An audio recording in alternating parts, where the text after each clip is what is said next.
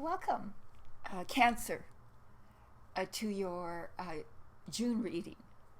This is Ava of Virtual Tarot. And again, welcome. If your rising sign is Cancer, your sun sign, or your moon sign is Cancer, the reading that is going to follow is pertinent to you. So, if this is your first time here, I'm an oracle, a reader and lecturer of the tarot for many, many years. Until I get a website, I'm going to have to explain myself to you several times. The idea of the reading is to give you a serious and succinct look into the future. And I recommend, please, to watch all the videos if you'd like, because they probably would help you if you're learning the tarot yourself. And I would recommend that you please learn to read the tarot for yourself. It's a remarkable tool to help you unlock that hidden psychic potential within you, that potential of telepathy, which I think we are all gifted with and have access to on a subconscious level. But the tarot helps to bring that up into the conscious mind so that you can develop it, hone it, and utilize it purposefully for yourself.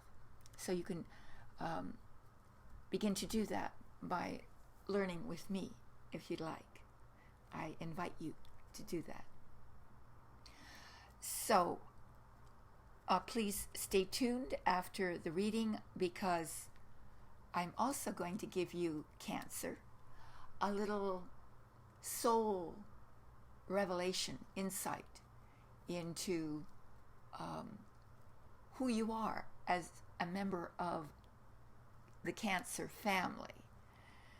And our genetic family gives us traits, as you know, undeniably. And so does our astrological family, from which we are spawned, also gives us psychological personality traits which help us to understand ourselves and to understand our neighbor, our friends, our family, our husbands, wives. It is also, astrology is also an incredible tool for self-revelation. So what I do here is I use a 4-card spread. I designed this spread because it's succinct, it's brief, it's pointed. It helps us point our attention to the most important elements that might be coming up for us in the consequent month. So let's begin this process, please. And I hope everyone out there is feeling well. And again, thank you and welcome for being here. I mean, thank you for being here, and I welcome you. That's what I mean. Let me shuffle the cards spontaneously, as I always do. I lay them down, I cut them, and I choose spontaneously. In the position of the environment, that's the first position, the overall environment of the month coming up for you, Cancer. We have the 2 of Swords. Let me put it somewhere. Is there anywhere that light is not shining so brightly? Not really. There it is. There is a place. The 2 of Swords upright. It depicts a woman with a blindfold, and she has 2 swords crossed in front of her chest, in front of her heart. It's a rather tranquil looking scene, but she's very still. The air is still, but it's still, but it evokes a feeling of, well, basically,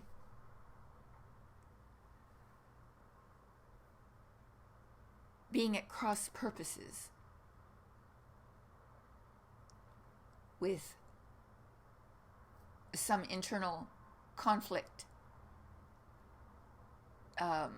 idea conflict. You're not of a single mind on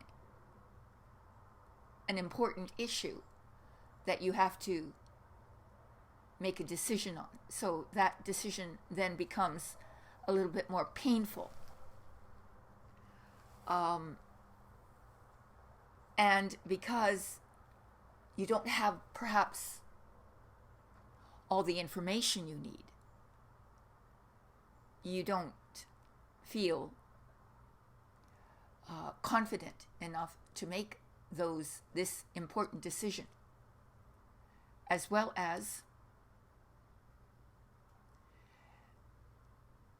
perhaps because the blindfold suggests that you might be hiding from some truth, or not wanting to face a fact or a truth.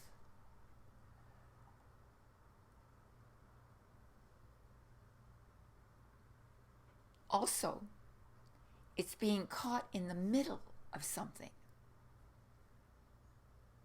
being torn between perhaps either two ideas, two perspectives, two people, and they're wanting you to do A and the other wants you to do B. The swords are crossing the heart, so you might be denying what's in your heart, what you're being told by your heart. Or you might be protecting your heart from some, again, truth or fact. You see?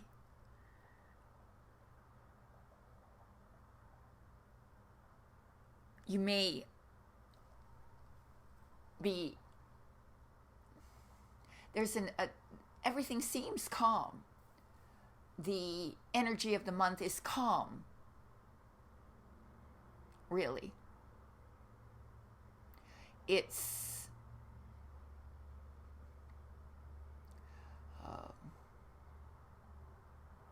still,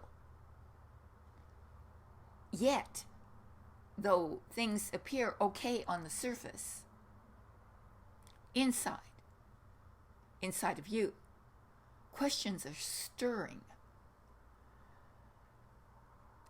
and you're struggling to remain calm, to keep things calm, and not to be dramatic. Then again, psychologically, the drama could literally only be in your head. Maybe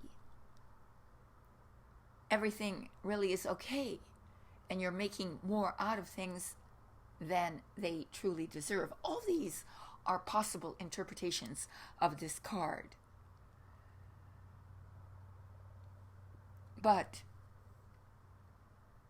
the basic meaning is that this has brought you to a sort of stalemate where you can't decide something, move forward, move the situation forward. You feel, again, there's nowhere, like in chess, like a stalemate in chess, there's nowhere to move. So when there's nowhere to move, you can't conquer. You can't kill the king. In chess, it's the killing of the king, you see. So, in that chess game, which is your life, you're boxed in a sense. And there are no places you feel you can move and accomplish your aim. Win. That is, reach your goal. So the whole month has this texture, this color, this energy. Okay. Moving into the second position, which is the position of your challenge. That which will challenge you the most in the upcoming month of June. Oh, wow. All right, let's see. Oh, the High Priestess. Let me put her where she was. There we go. The High Priestess. Upright. And what we have is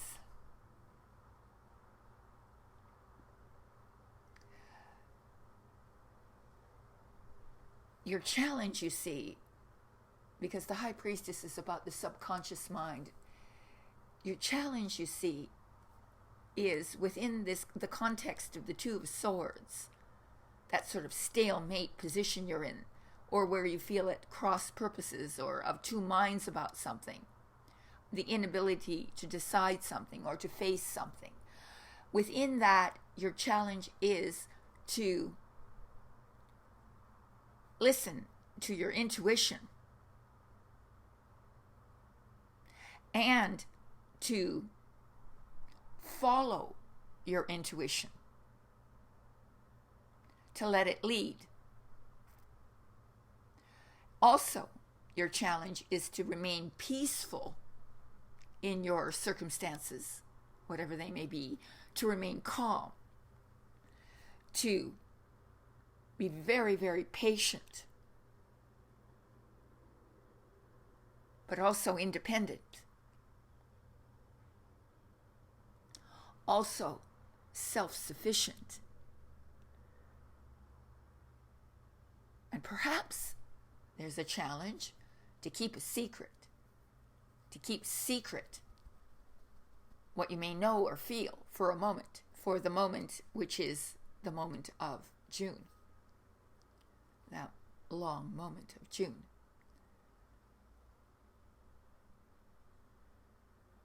To let your plans germinate in your subconscious mind. But to follow your own path, you see, not to be led by others, but to let your inner intuition lead you. Also, to allow those hidden talents within you, hidden talents, skills, propensities, creative propensities to emerge, to yet, while this process is in play, to then wait for the right moment to act.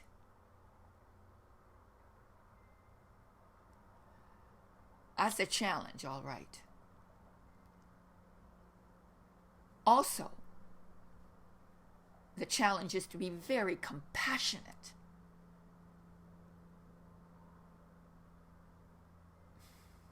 Compassionate for yourself. Have compassion for yourself. And have compassion for others as well.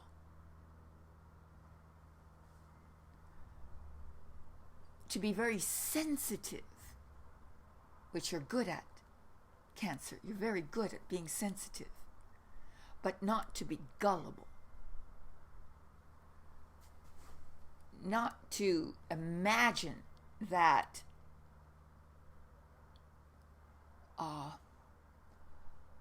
there are no ills in the world, or that there are no wrongs because there are. And so to not be gullible, yet be sensitive. Holy smokes. There's a challenge, but if anybody can meet it, it's you, Cancer, because you're born sensitive and often born gullible. Yes, because of your sensitivity. So then you're challenged on a very fundamental level this month to rise to the great qualities that express what your sign is, the power of your sign. And I'll talk a little more about that after the reading as well. So let us see what's in the position now of the unexpected, what you hadn't anticipated or expected. And here we have it. Let me put it in the same little place it was before so you can see. This is the Page of Swords upright. Unexpectedly. So there you are. You're challenged to be creative, to go with your heart, to be independent and self-reliant, to be sensitive without being gullible. And then, unexpectedly, you're using your powers of reason to analyze the situation as well in order to learn by assimilating and bringing in information. That's why you're passively analyzing. Nonetheless, you're bringing in information, data, so that you can use it later. This is also, this card, the Page of Swords, is about the power of speech and the written word.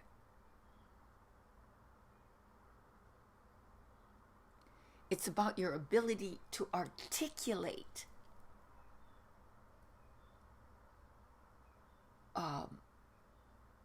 that which needs to be expressed, whatever that may be.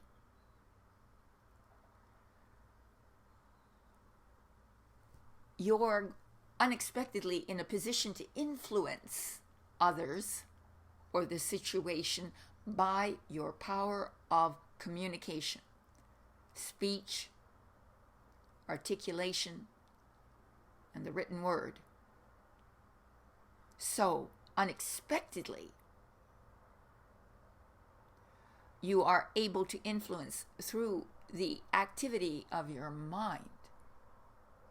It's true, it would be unexpected in this environment of, say, indecision and waiting to see what happens. But you learn to detach yourself from the situation,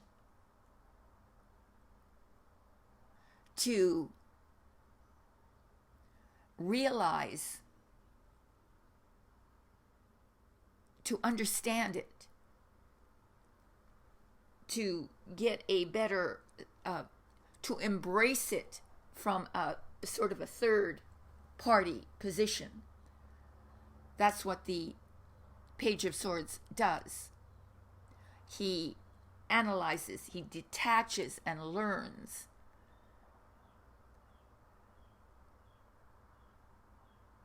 But definitely your maybe communications increase. All sorts of communications around you are increasing, and your communicating increases. Your reaching out through speech suddenly activates. Then, at the end, in either the position of the outcome or it might be a commentary, or it might, well, we'll see, because at the end, it's always a little bit more plastic. I don't mean plastic like that. I mean plastic in that the end card molds itself to the rest of the reading. Is what I mean. Page of Wands. Upright. So you have another page. Interesting. So freshness, newness. The Page of Wands. So at near the end, or perhaps a commentary on what all this is creating within you. And remember that our soul is on a constant journey, adventure, to grow and to become. And at the end of June, or perhaps as a commentary to June, there's a sense of strong self-reliance and self-belief. And nothing will seem impossible to you then. And you will allow your creativity, even your creative mind, to lead your actions. And you'll have friends and supporters around you. Perhaps even, this is a card of flamboyance, of drama, of passion, charisma,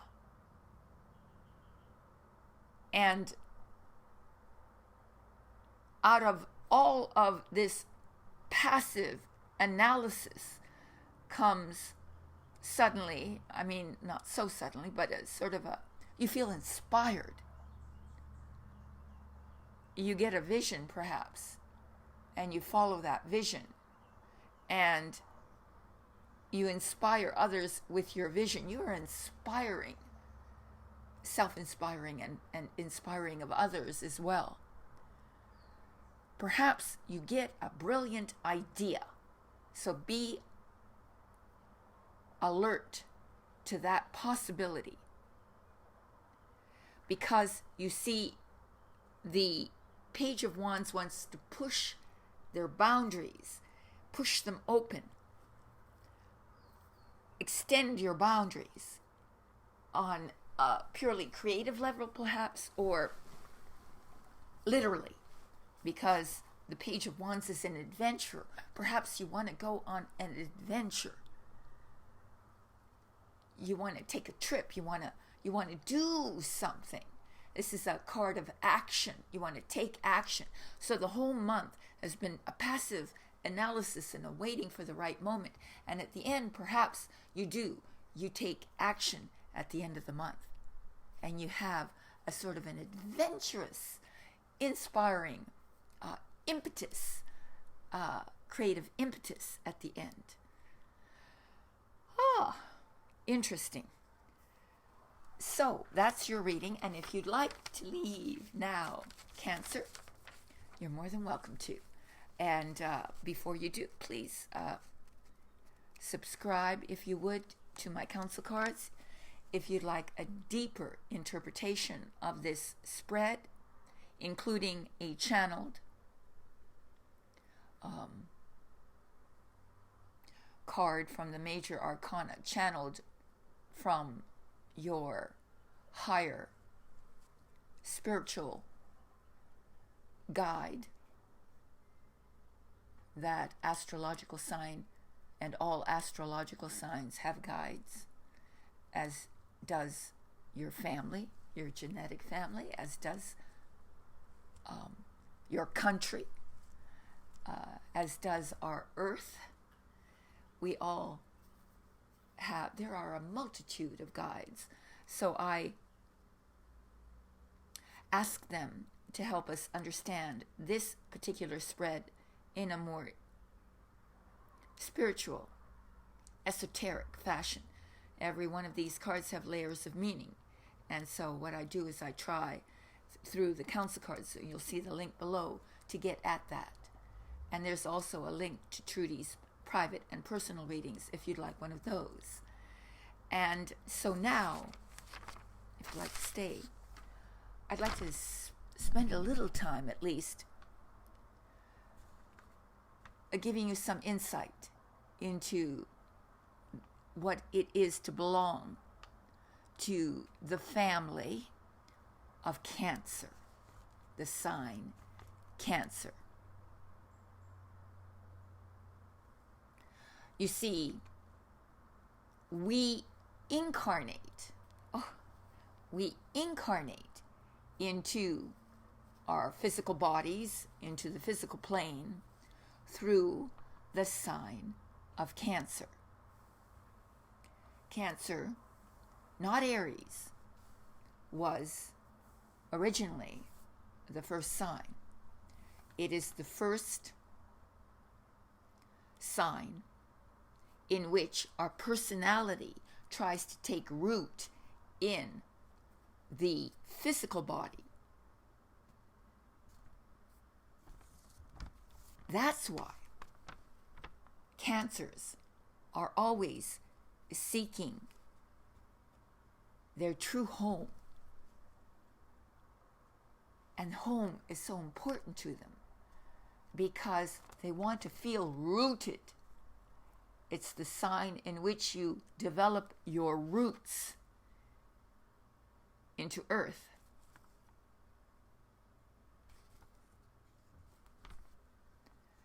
And it's the first sign that, the first cup sign, the first emotional sign, the first sign of water representing our emotional body. And it's the first sign in which we are to develop self-control emotionally, to stabilize our emotions.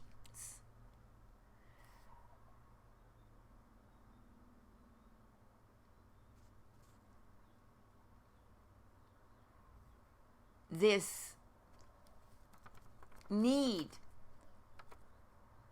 to establish roots, consequently,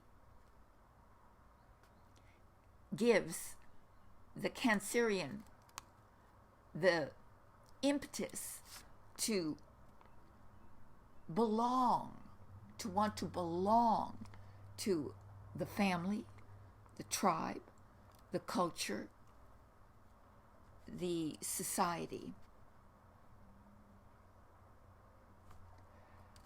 It's also why Cancers love beautiful physical objects, even not, if not beautiful sentimental objects, because again, they're trying to find that which will stabilize, give them a sense of groundedness within the material world, within their home, within this life, their body. And material objects become highly important. That's why they're so sentimental about material objects.